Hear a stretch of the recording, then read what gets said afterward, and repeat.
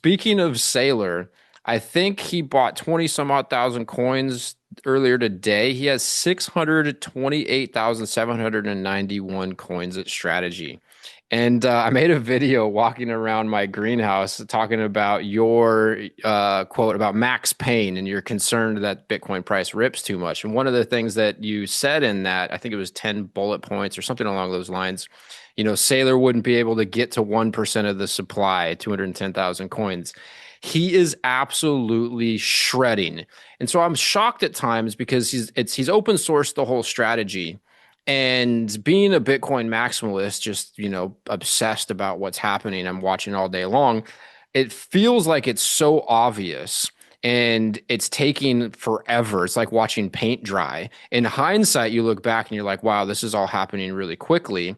So I'm curious, do you think it's possible for any company to ever catch Michael Saylor? Like, I think he's on track to have the most valuable company in the world. I mean, it seems impossible now. So, when I posted that, I thought he wouldn't get there, but he got there. And now he's almost at 3%. And this is why I think we've got to melt up because there's no way that he can get to 3% and we're still sitting at sub zero point 0.2 M. So Omega is coming. Like, there's no way. There's no way. Like, okay, let me think about it this way. Like, can Sailor get to 5%? Like, and we're still at sub zero point 0.2 M. There's 0% chance that happens, right? So we'll see. I think Sailor's got an excellent, well-oiled money machine powering his Bitcoin reactor, and he'll keep going. And there might be some that can catch up to him. We'll see, but no, not catch up, but like get closer to him. I think maybe one other company could do it, but for the bulk of it, I think everyone's going to aspire to be some fraction of strategy. Like maybe we'll aspire to be 1/5 of strategy. That's our goal because he's just too far ahead to be caught up to. Yeah, it seems like any attempt to catch him would push him further away. Like maybe Meta, maybe Berkshire Hathaway. I guess they got a couple $100 billion in cash, but like I don't think Berkshire Hathaway would make that purchase. I think Meta might be, Zuckerberg could be the one guy who could make a major buy.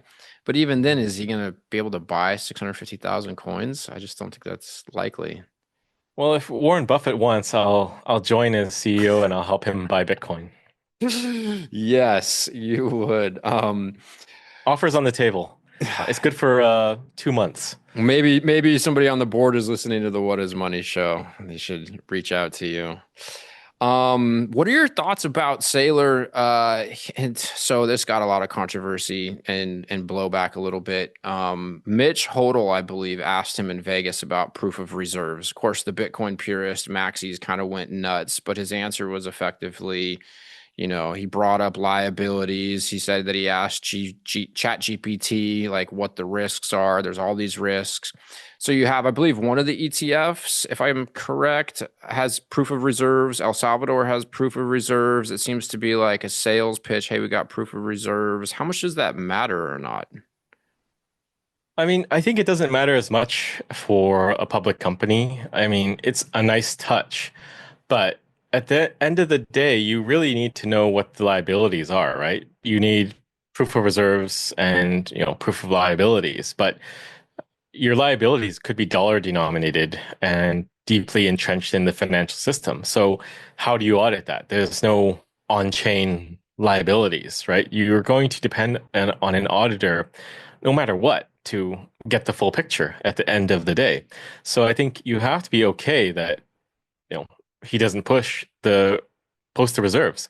I mean, he could, but it's not needed to get the full picture because this is a security. It is a stock. You're depending on a lot of TradFi systems and controls that it works.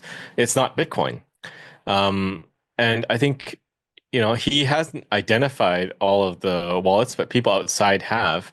So, if you want, you can kind of look and see. He's basically got all the coins, but at least he doesn't have to identify it himself, which in his view, I think I listened to clips of that. He was saying there's risks to that, right? Like, it could be targeted or whatnot.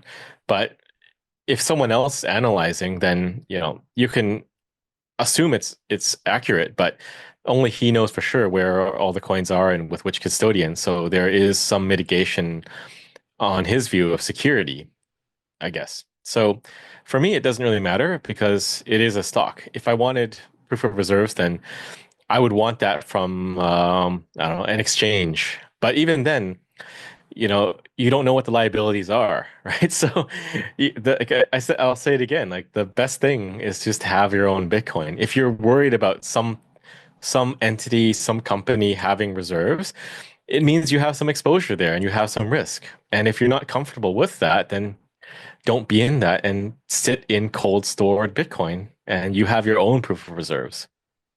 Yeah, that makes sense. And as you say that, it's kind of it clarifies the value in purchasing a SEC regulated stock and how buying strategy is significantly better than holding Bitcoin on an exchange because there is auditing, there's regulations they have to adhere to that some of these exchanges, especially the offshore exchanges, don't have to adhere to.